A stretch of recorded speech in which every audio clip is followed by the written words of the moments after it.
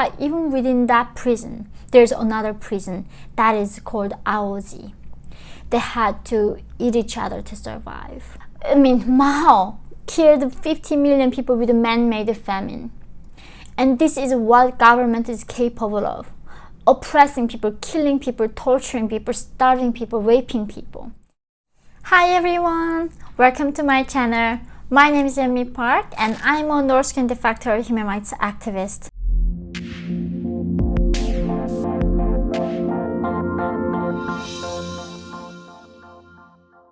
So guys, today in this video, I am going to talk about top secret. So you better stay till the end of this video. I have talked about North Korea many times before in these videos, but I haven't talked about this topic yet. And which is, it's a place called Aoji. It's on the map of North Korea in the northern top part. There's a saying for North Koreans. What this means is 오지 마라, which means oh, don't come here. So there's a place called the Aoji that is northern part of North Korea. It's in the mining town, and this place is set up to show us it's almost a gas chamber, the Auschwitz for North Koreans. If you commit a crime, or if your great-great-grandfather would commit a crime, you go right here in this town.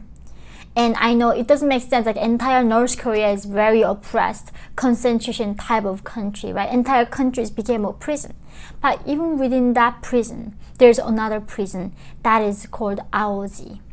So it is a town where from after Korean War in the 50s, they captured a lot of soldiers that was fighting in the South Korean side. They would catch them and then send them here.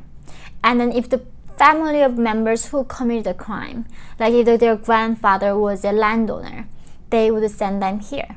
But not only that, so guys, recently there has been the Olympics, right? We all saw the Olympics. In North Korea, if you go compete in the Olympics and you lose, guess what happens? Of course you get punished. You literally get punished to lose. And this, what breaks my heart about this is that these athletes in North Korea do not even get fed well. And at a lot of games, they don't even have these soccer players at one time, they were playing in the international game. The regime could not even buy them uniforms. So they had to borrow some other team's uniform and the shoes that was not even there fitting their shoe size. They had to run and compete in the games with that environment. Not to mention get a training and the nutrition and all of things. They cannot even afford the uniform and the shoes for the soccer players. And then when they lose, the regime send them to this place called Aoji. This place is collected with people what North Korea says bandong is like anti-revolutionary people. It can be all sorts of criminals, which is all political criminals, which means you let the portraits of Kims be burnt. You said something when you're drunk and said something bad things about the regime. All these people with their children go and live here in this town.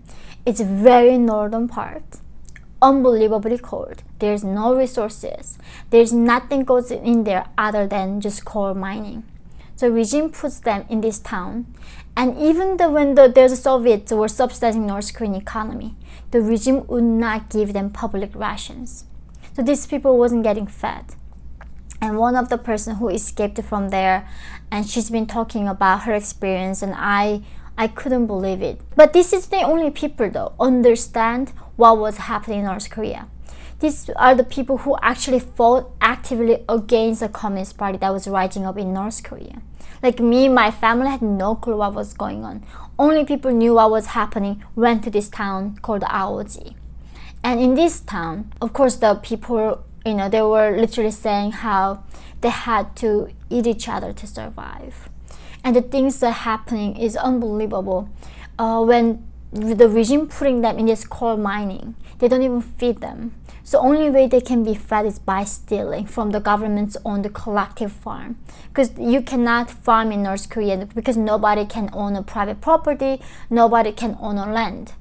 So if these people starving and go to collective farm and stealing some corn and feed their children. So where there's a family whose children were starving, the parents went into the collective farm and stored some corns and brought home and fed their children. And the North Korean regime found out. So they put them on the firing squad.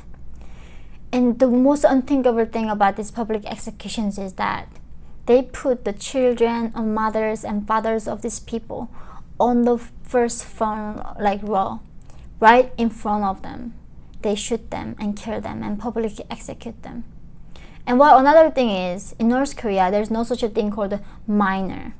Because the kids are the shortest, they put the youngest from the top, the first row, and it goes with your height. So 5 years old, 6 years old, 4 years old sit down in the very first row, and then 8 years old, 10 years old, 12, 11, 15, and then adults. That's how they put people in the row. And in front of the family members of these children, the regime brutally executes these people. So this place called Aoji that I really want you to all know, because this kind of place that exists in this 21st century. And what shocks me, horrifies me, is that as a humanity that where we even understand that animals have rights, the human beings are being treated this way, that we do not do anything about it. And the governments and any government leaders, the world leaders, don't do anything about it, while they're talking about justice every single day in America. I know that when individuals know about what is going on inside North Korea, that we are gonna care. We are going to speak for these people who cannot speak for themselves. And in that Aoji right now, the people who fought bravely against the communists, their children and their grandchildren are there. And this town is the completely forgotten, not known from the rest of the world. So I hope that you can help me to shine the light in this darkest corner of our world. And hit that like button so YouTube can recommend this video to everybody. And people really know, when we lose our liberty, how evil government can become. I think this is what struggles me the most being in America right now, is that there's no limitation for the evil to be, right? I mean, Mao killed 50 million people with a man-made famine. And this is what government is capable of. Oppressing people, killing people, torturing people, starving people, raping people. Nothing has been more dangerous than the government has been to individuals and to the humanity. And I see so many warning signs. I see so many similarity that I see in America now with this woke culture. Why guilt? I mean, this thing exactly, the guilt by association, because your great-great-great-great-grandpa owned a slave. Now somehow you are responsible for it and you should feel guilty about it. And about controlling speech and all this censorship. We are going towards this, what the dictator's handbook is almost. That now between Americans, there's really less trust and less trust every single day I witness. This is what dictators want. When we divide it, when we stop trusting each other, we are going to only rely on government.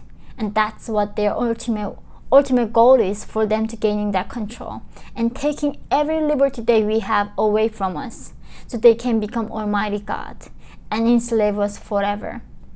So thank you guys for helping me in this journey to speak the truth about this evil regime and what I see in America. Please join my Patreon, because with the censorship in this age, your support really helped me to keep making these videos and keep speaking out. I love you guys, and I look forward to seeing you all in the next video.